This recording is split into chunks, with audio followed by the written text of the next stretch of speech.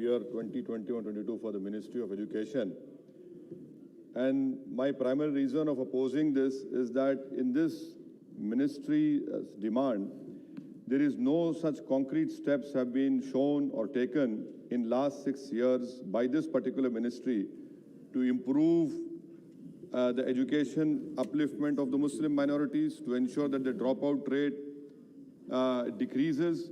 And I put to you, Madam, to the Honorable Minister, that the literacy rate of Muslims in the country is 68.5%.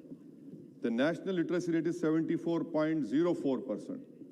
And the Muslim female literacy rate is 62%. And the national literacy rate is 65.44%.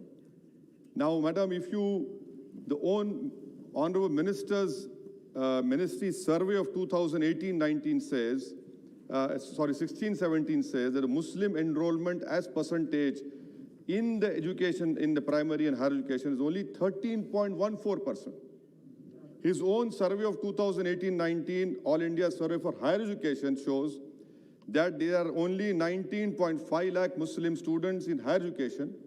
Out of that, 9.93 lakh are boys, 9.65 lakhs are girls. That is only 5.23% of the total enrollment in higher education. The Prime Minister talked about, I will give Muslims in one hand Quran, one hand computer. His own ministry's survey, Madam, of 2018-19, the percentage of computers in Muslim household is only 16%, second lowest. Internet in household, Muslims only 32%, again second lowest. Now when it comes to computer operations, again second lowest, 38%, his own ministry survey. Thirdly, Madam, may I also point out through you to the government that his own, the Kundu Committee report has been given to the government. The Kundu Committee report from page 74 to page 97 lays down all the ills which the Muslims are facing. And the reason for the highest dropout rate, they say, is they have listed out 8 factors. Biggest is financial constraint. I had demanded removal of Hajj subsidy. That 600 crores should have been given for Muslim girls' education. No mention. What does the Kundu Committee report say, Madam? At the age of 7 years, there is 100% attendance is observed among all minorities, amongst Hindu OBCs and other upper caste. But for Muslims, it is 90% and 94% for SC and ST. Dropout rate again, Madam.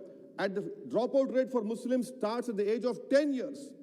Same for SC and ST. For other communities, whether Hindu OBCs, upper caste, it starts from 11 years. This in itself shows that you have not done anything for the education upliftment of Muslims. Madam, third point which I want to bring to the government notice through you is that the Aligarh Muslim University campus, the Honorable Member from Kerala has raised it. Kishanganj in Bihar is the most backward area of our country, Simanchal. Madam, do you know that in this B.Ed degree course, there is no affiliation given by National Council for Teacher Education?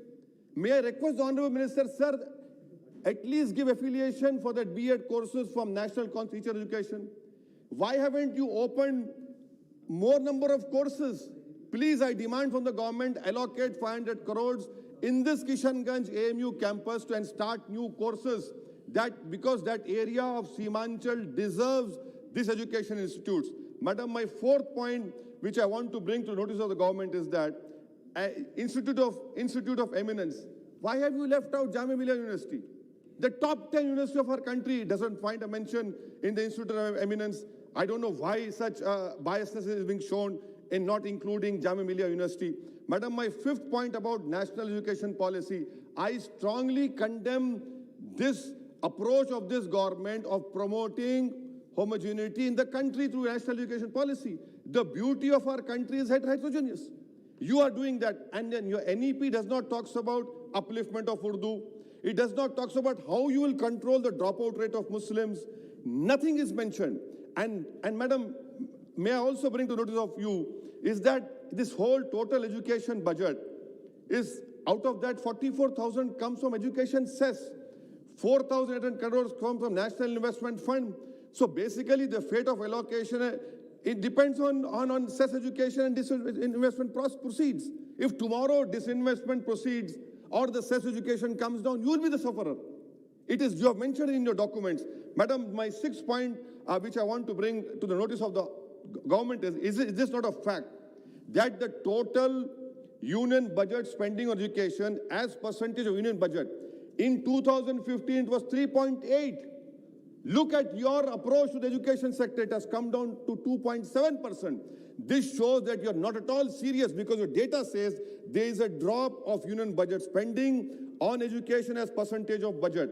Madam, my fifth point I want to know from the Honorable Minister, sir, National Institute of Open Schools, under Indian Knowledge and Heritage, you have included Ramayana and Gita, I have no issues. But why have you not included Quran, Bible and Guru Granth Sahib? And madam, you are an eminent lawyer. You know law much better than me also. Article 28, madam, by including teaching of Ramayana and Gita in National Institute Open School, is it a violation of Article 28? A complete violation of Article 28. And what has stopped you from including Quran and Bible and Guru Granth Sahib? That is why I say that you do not believe in the diversity of this country. For everything, you want to bring in your Hindu ideology in education. That is why, madam, I stand to oppose. My demand is make scholarship for minorities demand-driven. Make it demand-driven. Every year, madam, 1 crore Muslim boys and girls are being denied scholarship. Why? Because you have fixed a number. You proudly claim this number has been given, but 1 crore are denied.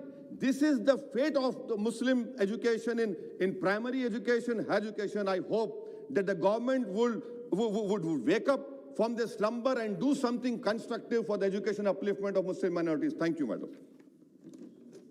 Shri Sunil.